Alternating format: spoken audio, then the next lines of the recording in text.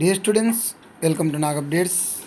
ఆంధ్రప్రదేశ్లో intermediate exams అయితే జరుగుతున్నాయి.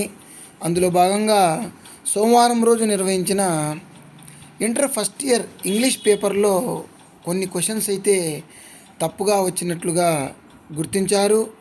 మొత్తం మీద 6 మార్కులకు సంబంధించిన ప్రశ్నలు తప్పుగా వచ్చాయి.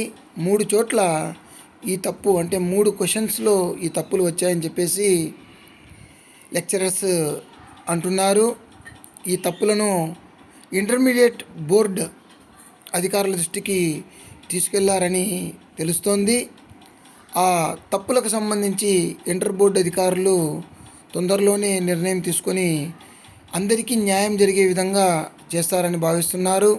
దాదాపుగా అందరికి కూడా, ఎందుకంటే క్వశ్చన్లలోనే తప్పు ఉంది కాబట్టి ఆ 6 మార్కుల్ని అందరు విద్యార్థులకు ఇచ్చే విధంగా చేస్తారని చెప్పేసి భావిస్తున్నారు.